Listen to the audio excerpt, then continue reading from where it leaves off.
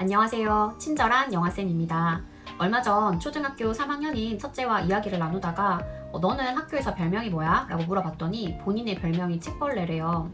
벌레라고 하는 말 어감이 좀 그렇지 않냐? 라고 했더니 아이가 자신은 책을 좋아하고 많이 읽고 자주 읽고 친구들도 그걸 알기 때문에 그렇게 부르는 거라서 본인은 괜찮은 별명이라 생각한다 이렇게 얘기를 하더라고요. 우연히 마주친 아이의 친구 어머니께서 너가 그 유명한 걸어가면서도 책 본다는 애구나 이렇게 말씀을 하셔서 당황한 적도 있습니다. 첫째와 함께 이러한 일련의 사건들을 경험하고 이야기를 나누면서 3학년이라고 하는 시기가 책에 대한 독서에 대한 자신의 인식이 굳어지는 시기이기도 하구나 라는 생각이 들었고요. 아마 이 3학년을 기점으로 해서 책에 대한 아이들의 태도도 또 아이들의 책 읽기 수준도 크게 차이가 벌어지겠구나 하는 생각이 들었습니다. 그래서 오늘은 초등 아이들의 책 읽기를 도울 수 있는 독서 환경과 그리고 읽기 독립 중이거나 읽기 독립이 된 아이들이 독서의 상황에 있을 때 부모가 어떤 식으로 도와주면 좋을지 간단한 생활 속에 실천할 수 있는 팁들을 공유하려고 합니다. 그럼 시작할게요. 아이가 초등에 입학하기 전 미취학 시기에는 전집을 주로 봤어요. 그래서 전집들을 색깔별로 종류별로 이렇게 모아서 쫙 꽂아놓으면 그렇게 밥을 안 먹어도 배가 부르고 너무 뿌듯하고 그런 느낌들이 들었거든요. 책의 크기도 대부분 다 균일하잖아요. 그랬었는데 이게 초등에 들어와서 책장 정리를 하다 보니까 너무 힘든 거예요. 초등 책장 정리는 영역별로 해주시는 것이 좋습니다. 이렇게 영역별로 책을 배치했을 때 장점으로 첫 번째는 편독을 방지할 수 있다라는 점을 들 수가 있습니다. 여러 영역의 책들이 섞여 있다 보면 아이가 평소에 어떤 책들을 관심을 갖고 보고 있는지, 최근에 관심 있는 책이 어떤 것인지 부모가 파악하기가 쉽지 않거든요. 나누어 놓으면 주로 요즘은 어떤 영역에 관심을 갖고 있구나, 어떤 영역의 책들을 주로 보는구나 라고 하는 걸 아이도 알고 부모도 알 수 있어요. 다른 영역의 책을 읽을 수 있도록 아이에게 권해줄 수도 있고 또 아이가 현재 관심 있어 하는 분야, 영역에 대해서 좀 더 심화하고 넓혀주고 싶으면 해당되는 책들을 좀 더 아이에게 읽도록 제공해줄 수도 있습니다. 또 같은 영역 안에서도 난이도 차이가 있을 수 있죠. 글밥이라든가 다루고 있는 내용의 수준 차이가 있을 수 있는데요. 아무래도 초등 저학년, 중학년까지는 미취학 시기에 읽었던 다소 쉬운 수준의 책들도 있을 수 있습니다. 이때는 하나의 영역 안에서 위아래로 수준에 따라서 책을 나누어서 꽂아주는 것도 좋은 방법입니다. 예를 들어서 제일 아래 칸에는 아이가 미취학 시기부터 읽어왔던 다소 쉬운 수준의 책을 두고 중간 칸에는 아이가 현재 읽으면 딱 좋은 그런 수준의 책을 배치를 하고 그리고 제일 윗칸에는 조금 시기가 이르게 샀지만 아이가 앞으로 읽어보면 좋을 책들을 배치하면 좋습니다. 그러면 아이가 본인의 수준에 맞는 책을 읽다가 머리를 식히거나 아니면 예전에 읽었던 내용을 상기하기 위해서 보다 쉬운 수준의 예전에 읽었던 책을 다시 꺼내볼 수도 있고요. 컨디션이 좋거나 모험 정신이 투철하게 발휘되는 날은 다소 어렵지만 앞으로 읽었으면 좋겠다라는 마음으로 꽂아둔 수준 높은 책들에 도전을 해볼 수도 있는 거죠. 마찬가지로 아이가 현재 읽을 만한 수준이다 라고 생각되어서 샀는데 아이가 안 보는 책도 있잖아요. 그런 책의 경우에는 아이가 즐겨보는 책 옆에 아이가 읽었으면 좋겠는데 잘 안 읽는 책을 배치해 두는 것도 좋은 방법입니다. 아이들이 미취학 시기에 읽었던 전래동화 그림책 옆에 아이가 초등 시기에 읽을 수 있는 글밥이 다소 많고 그림은 거의 없는 그런 책들을 꽂아두고요. 명심보감, 사자소학 이런 책들도 슬쩍 꽂아둡니다. 정확하게 이건 영역이 일치한다고 보기는 힘들지만 명심보감이라든가 사자소학 같은 책들도 아이가 즐겁게 읽는 전래동화와 마찬가지로 그냥 읽을 거리 하나일 뿐이다. 한번 지나가면서 읽어보렴 이라고 하는 마음으로 꽂아두는데 다행히 저희 집 아이들에게는 통하더라고요. 영역별로 책을 정리할 때도 그 하나의 영역 안에서 성격이 비슷한 것들끼리 묶어두면 좋습니다. 예를 들어 사회 같은 경우에는 다루고 있는 내용이 아주 광범위하잖아요. 그러면 그 안에서도 같은 성격, 비슷한 성격을 지닌 것들끼리 모아두는 겁니다. 예를 들어 한국사와 관련된 책들을 한쪽에 모았다면 그 옆에는 세계사와 관련된 책들을 꽂습니다. 역사에 대한 이야기를 하다 보면 당연히 문화, 지리에 대한 이야기를 빼먹을 수 없잖아요. 그래서 아래 칸에는 세계문화, 우리문화, 그리고 지리에 관련된 책들을 함께 배치를 하는 겁니다. 우리 역사책 읽다가 세계사에도 관심을 가지게 되고 또 세계사 보다 보니까 이 나라는 우리나라와 왜 다르지 하고 문화책도 읽고 지리책도 읽고 이렇게 영역을 오가면서 읽을 수 있게 되는 효과가 있더라고요. 영역과 영역의 중간에는 이 영역을 통합하는 책들을 배치하면 좋습니다. 최근 4차 산업시대에서는 M자형 인재가 요구된다 이런 말들이 나오더라고요.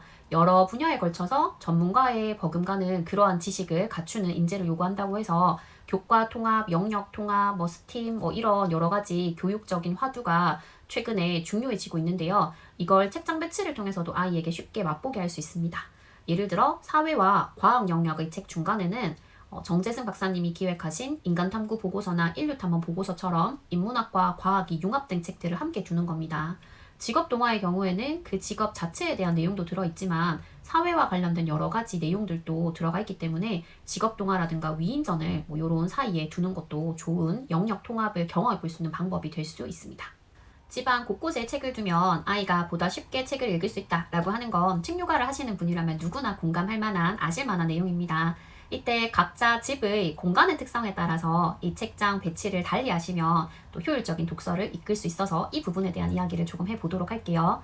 저희 집에는 거실과 아이들의 공부방에 큰 책장이 있습니다. 그리고 식탁 옆에는 회전 책장이 있고요. 아이들의 침실에는 2단짜리 작은 미니 책장이 있습니다.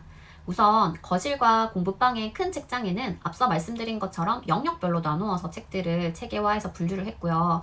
대체적으로 첫째는 공부방에서 보내는 시간이 많고 둘째는 아직까지 거실에서 보내는 시간이 많아서 첫째가 보기에는 다소 쉽지만 둘째는 지금 읽으면 좋은 책들은 거실에 두고 또 첫째가 주로 읽는 책들 그리고 둘째가 도전했으면 하는 책들은 공부방에 두는 편입니다.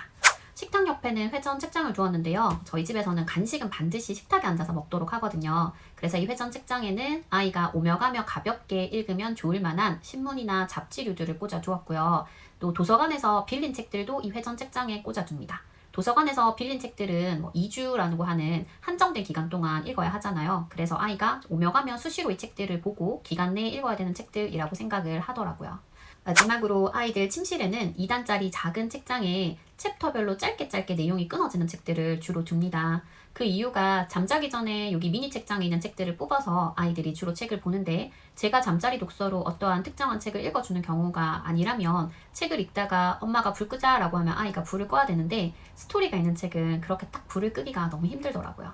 그래서 잠잘 시간이 되면 언제든지 쉽게 끊을 수 있는 챕터별로 짧게 나누어져 있는 책들을 주로 침실에 둡니다. 또한 어휘 관련 책들을 이 책장에 주로 두는데요. 초등, 저학년, 중학년 시기까지는 어휘가 폭발적으로 확장되는 시기이기도 하고 다양한 표현들을 배움으로 인해서 본인의 생각을 정확하게 표현할 수 있는 시기라고 생각이 들어서 어휘 관련 책들을 주로 침실에 둡니다. 그러면 잠들기 전에 아이들이 무의식적으로 거기 있으니까 한두 권씩 꺼내서 보기도 하고요. 또 잠들기 전 20분이 가장 기억에 오래 남는 시간이라고도 하더라고요. 여러 가지 의미에서 잠자리 독서로 어휘 관련 책들이 활용하기 좋다는 점에서 주로 침실에 있는 미니 책장에는 이 종류의 책들을 둡니다. 초등, 저학년, 중학년까지는 아이의 성격이라든가 이전까지의 독서에 따라서 아이의 책 읽기 방법도 상당한 차이가 있더라고요. 첫째 같은 경우에는 새로운 책을 볼 때 거의 그림과 소제목만을 쭉 보면서 한 바퀴를 돌리고 그리고 다시 돌아와서 본인이 좀 흥미롭다라고 생각이 되면 그 책을 꼼꼼하게 정독을 하더라고요. 그러니까 첫 번째는 실은 책을 읽는다기보다는 책 구경을 하는 거죠. 근데 이게 첫째의 스타일이고요. 본인의 취향인가? 읽을 만한 가치가 있나? 이거를 아이가 한번 가늠을 해보는 것 같아요. 둘째 같은 경우에는 어떤 책이든 본인이 고른 책은 두꺼워도 끝까지 읽는 편인데요. 아직까지 읽기 독립이 제대로 되지는 않아서 어떤 책들은 처음에 읽을 때는 저한테 가지고 와서 읽어달라고 하기도 하고 또 본인이 익숙한 시리즈 혹은 작가이거나 좋아하는 이야기의 경우에는 혼자 읽기도 합니다. 첫째의 경우에는 읽기 독립을 현재 한 상태입니다. 그래도 작년까지는 제가 책을 읽고 있으면 옆에 와서 같이 눈으로 봤었는데요. 이제는 제가 읽고 있으면 좀 흥미롭다고 생각이 들면 그 책을 뺏어가서 읽을지언정 제가 읽고 있는 거를 듣고 있는 경우는 거의 없더라고요. 그래서 아이가 읽고 있는 책에 대해서 여러 가지 대화를 나누려고 시도를 합니다. 이 대화가 가능하려면 저도 그 책을 읽어야 되겠죠. 읽고 나서 내용에 대해서도 한번 물어보고 제일 재밌었던 부분이 어떤 부분인지 이 책의 매력이 무엇인지 이런 것들도 얘기를 해보고요. 또 이 아이가 읽고 있는 책의 소재나 주제와 관련을 해서 제가 읽고 있는 어른책에서 유사한 내용이 있으면 특정한 페이지나 구절을 아이에게 같이 보여주거나 읽기도 합니다. 같은 주제를 다루고 있는 강연 영상이라든가 이런 것을 찾아서 아이와 함께 보고 이야기를 나누기도 해요. 이렇게 하다 보면 대화 과정에서 본인이 읽은 책의 내용이든 본 영상의 내용이든 생각 자체를 구체화하고 정교화하고 구조화하는 연습을 자신도 모르게 끊임없이 하게 됩니다. 남들 앞에서 자신의 생각을 표현하는 것이나 혹은 어떠한 내용을 수용을 할 때 어떤 식으로 정리를 해야 할지에 대해서도 아이가 배우게 되는 효과가 있는 것 같아요. 이러한 경험을 글쓰기와도 연결을 시켜줄 수 있다면 정말 더할 나위 없이 좋겠죠. 둘째의 경우에는 아직까지 읽기 독립이 되지 않은 상태라서요. 본인이 저와 함께 읽었던 책이나 좋아하는 작가나 시리즈물의 경우에는 혼자서 읽고 처음 읽는 책들은 아무리 쉬운 책이라도 저한테 읽어달라고 하는 경우가 많습니다. 아이가 되게 편한 자세로 책을 읽어주면 듣고 있어요. 그래서 이런 아이에게 책 읽기에 동참을 시키기 위해서 우선 책의 제목과 표지를 살펴봅니다. 중간에 있는 소제목이나 사파의 경우에도 아이와 함께 관련해서 어떤 내용이 나올까, 이 그림은 어떤 걸 의미하는 걸까, 주인공이 누군 것 같아, 감정이 어떤 것 같아, 이런 식의 그림책 읽으면서 했던 얘기들을 충분히 해보려고 노력을 하고 있고요. 책을 읽으면서도 특정한 구절이라든가 단어 같은 건 아이한테 읽어보도록 중간중간 시킵니다. 그렇게 함으로써 듣는 거에 익숙하긴 하지만 눈으로도 책을 읽는 걸 조금은 연습을 시키고 있어요. 그러다 보니까 아이가 혼자 읽고 싶어 할 때는 혼자 읽도록 내버려 두고, 또 제가 이건 읽었으면 좋겠다라고 생각되는 책이나 아이가 또 읽어달라고 할 때는 언제든지 읽어주는 편입니다. 아이가 원하면 읽어준다 라고 말은 했지만 실은 초등용 책들은 아이가 들고 오는 걸 보면 겁이 날 때가 있죠. 아무래도 미취학식에 읽었던 책들과 비교하면, 그림책들과 비교하면 분량이 대폭 늘어나니까 야 이제 목 터지겠다 이런 생각이 들 때가 있어요. 제가 그 인스타 친절한 영화쌤에 올렸는데 아이들이 최근에 천년손이 고민해결사무소라고 하는 김성효 선생님의 책에 푹 빠져 있었거든요. 근데 그 책이 초등, 중학년, 고학년, 심지어 중1 학생들까지 보는 책이더라고요. 글밥이 엄청 많았어요. 진짜 목이 터질 뻔했었거든요. 그럼에도 불구하고 이야기 자체가 흥미롭고 이러다 보니까 부분을 나눠가지고 읽고 또 좀 쉬고 읽고 이렇게 해서 끝까지 아이들과 함께 읽었는데요. 아이가 원하면 읽어주십시오. 많은 독서 전문가들이 15세, 그러니까 중학교 2학년까지는 아이들이 눈으로 읽는 것보다 귀로 듣고 이해하는 것이 더 높은 시기라고 합니다. 그러니까 아이가 원한다는 거는 혼자 읽었을 때 그 책을 제대로 이해할 수 없기 때문에 읽어달라고 하는 거잖아요. 그리고 첫째를 보니까 실은 제가 이렇게 아무리 열심히 노력을 해도 어느 순간 아이들은 엄마가 읽어주는 것보다 본인이 읽는 게 더 편한 시점이 오더라고요. 그래서 아이가 읽어달라고 하면, 혹은 아이에게 읽혔으면 좋겠다라고 생각되는 책이 있다면 기꺼이 즐겁게 읽어주시기를 추천합니다. 둘째 같은 경우에는 첫째가 읽는 책들을 많이 들었어요. 근데 첫째하고 둘째가 30개월, 그러니까 2살인데 2년 반 차이가 나고요. 첫째는 또래들보다 책 읽기 수준도 조금 높은 편이라서 둘째는 제대로 된 독서를 못했다, 얘 연령에 맞게 책 읽기를 체계적으로 못해줬다, 이런 죄책감이 저한테는 늘 있었거든요. 그런데 둘째가 오히려 첫째보다 이 초등에 들어오고 특정 시기가 되니까 긴 글을 읽는 걸 전혀 두려워하지 않아요. 책이 두꺼우면 어때? 그건 책인데, 이렇게 아이가 생각을 하고요. 이런 점에서 듣든 자신이 스스로 읽든 긴 이야기를 읽어보는 것, 조금 더 글밥이 많은 책에 도전해보는 건 아이에게 독서의 측면에서 분명히 유용한 점이 있습니다. 하지만 여건상 읽어주는 것이 너무 부담스럽거나 시간적인 여유가 없을 수도 있잖아요. 이럴 때는 오디오북을 활용해 보시는 걸 추천드립니다. 특히 듣기 능력이 여아들에 비해서 느리게 발달하는 남자아이들의 경우에는 이 듣기를 경험하는 것이 수업에도 집중할 수 있는 추가적인 효과도 있습니다. 예전에는 네이버 오디오 클립에서 여원의 탄탄 세계 명작, 전래동화, 한국사 후 시리즈를 주로 들었었는데요. 최근에는 제가 제 책을 보기 위해서 구독하고 있는 밀리의 서재에서 어린이 책들을 오디오북으로 제공하는 경우가 종종 있더라고요.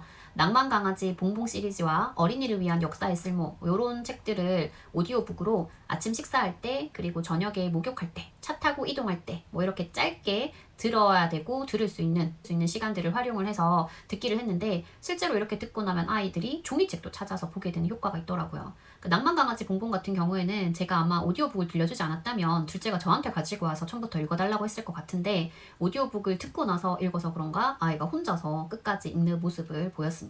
스토리텔 오디오북이라고 하는 어플도 있더라고요. 이 스토리텔 같은 경우에는 밀리의 서재와 비교해서 어린이 책의 비중이 상당히 높고 또 유명하고 인기 있는 책들이 되게 많더라고요. 얼마 전 인스타 피드에서 엄마표 공부의 핵심은 아이가 아니라 엄마의 꾸준함이다 라고 하는 내용을 본 적이 있는데요. 너무 공감되더라고요. 엄마가 한결같음을 가지고 아이를 계속해서 지속적으로 케어해주고 서포트해줄 때 이 엄마표 학습이 빛을 발하는 것처럼, 글쓰기와 독서야말로 다른 어떤 영역과 비교해서도 꾸준함이 왕도이고 답이다 라고 생각하고 있습니다. 학원이 필요 없다, 학원이 틀렸다 라고 말씀드리는 게 아니고, 평소에 꾸준히 책 읽기 하고 글쓰기 하고 그래야지 아이가 학원에 가서도 그만큼 얻어올 수 있는 것이 많고 보다 그 능률을 올릴 수 있다 라는 이야기를 드리는 겁니다. 오늘도 영상 끝까지 함께 해주셔서 감사하고요. 좋아요, 구독, 알림 설정도 부탁드립니다. 감사합니다.